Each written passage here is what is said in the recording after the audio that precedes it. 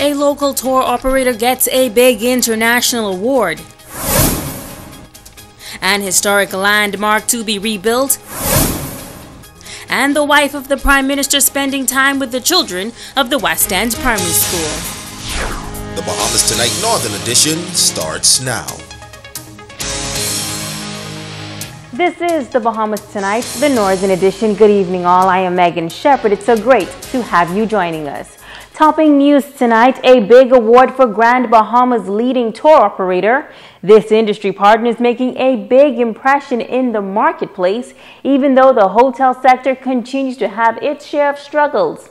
Now, this is not the first time this company has captured such a prestigious award, and officials say this winning trend is not by chance. Shashina Roll has the story.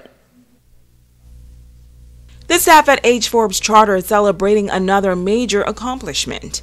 For the third year in a row, the company has received a service award from Delta Vacations, one of the largest providers in vacation packages in the United States. While Grand Bahamas' tourism economy continues to struggle, owner Hedley Forbes says it is important to keep the tourists coming to this island happy so that they can keep coming back. He adds that this is why his company prides itself on outstanding customer service, and receiving this 2017 service award keeps them motivated. We know how to execute the whole plan, and the result of the whole plan comes together at any one given time, and people on the outside of the country, as well on the inside of the country, see exactly what you're doing. They come on board and support you. Forbes, along with office manager Florine Robinson, says this achievement could not be possible without the hardworking staff of H. Forbes Charter. Hats off to my staff, and I hope they continue to do greater and better things to come, and they will be in the very near future financially rewarded for their service with this company. We owe it all to our staff, because our staff does an exceptional job. They go beyond the call of duty to meet the customer's need. So what is the key to this 51-year-old company's success? Forbes says it is consistency. Whether 3 people come, you have to give the same level of service as you had 1 million person. You have people who cut back on service. We don't cut back on service, because if 1 person come, your service must be to that level that they enjoy it and go back and tell others. Shashina Roll, ZNS Network News. Meantime, the Grand Bahama Port Authority My Grand Bahama campaign continues its efforts to raise the standards when it comes to customer service on Grand Bahama. Business Development Manager at the Port Authority, Glentia Sweeting, says so far they have been able to train over 75 public and private organizations. We would have touched more than 1,200 persons in this training program. We are passionate about ensuring that the customer service level for investors, residents, and tourists alike is all the same. And so today, we would have engaged the Fresh Start group here at the BTVI dining room, and we are so pleased to be able to bring this training program to them. These students are getting ready to matriculate into industry, into the business community here on Grand Bahama Island. The GBPA is partnering with the Ministry of Youth, Sports and Culture to train students in the Fresh Start program. Youth Coordinator Carla Brown-Roca notes that good customer service is a necessity in any field that the students enter next. Presenter and principal of VKR Insights, Valdez Russell, passing on the invaluable information to the 75 students. Having good customer service is paramount for wherever they serve.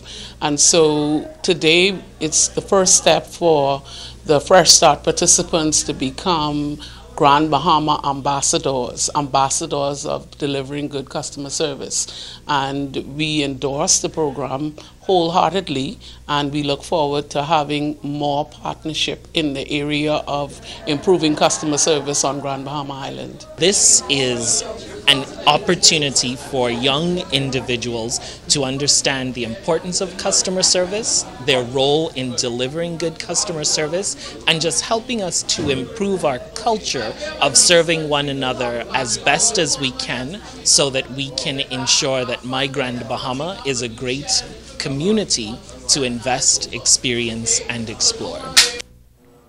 Grand Bahama's first hotel and most historic landmark has fallen. The Star Hotel dates back to the 1940s, and after decades in the West End community, it has finally collapsed. But tonight, one of the hotel's proprietors is reassuring the island that the Star will shine again. The Star Hotel opened in the capital city of West End back in 1946. It has been the lodging place for the rich and famous when on island.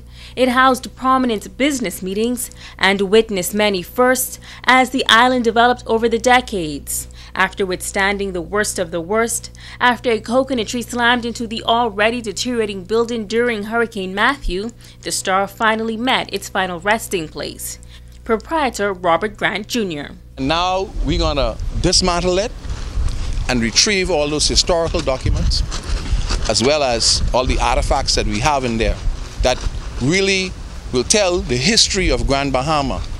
We have it in writing, as well as we have it in historical documents, which will be a part of the future plans. Grant says he was able to save about 90% of the historic papers, documents, and artifacts.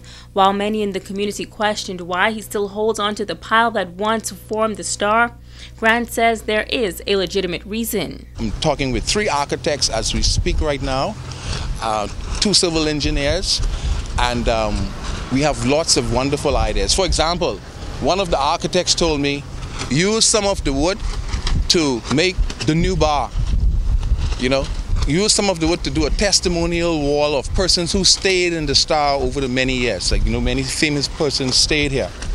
Grant notes that the Star is indeed a world-famous resort that was once the center of activity for lodging, dining, and even a thriving nightlife. He says, rest assured, the Star will rise again to its glory days. My father in 1965 had plans drawn for a 50-room to add to the existing structure. So what I see is, we sit on 2 acres. I see a replica, which will be very good for the tourists. In other news, the young man who was shot last month in the air of the International Bazaar has died. Police officers discovered 26-year-old Anton Demerit suffering from multiple gunshot wounds to the body. He was taken to the Rand Memorial Hospital where he was detained in serious condition. Police confirmed that he died weeks later.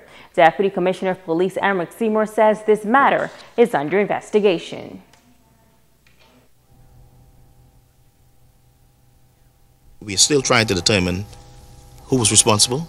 Yeah, we haven't yet made that determination, but you can rest assured that we are feverishly pursuing that matter, and we're following some significant lead in that matter as well. And I want to thank the members of the public for the continued support that they give us on a daily basis. The officers in this room, all of us, we are committed to continue to forge ahead. Stay with us. The Bahamas Tonight Northern Edition continues in just a moment.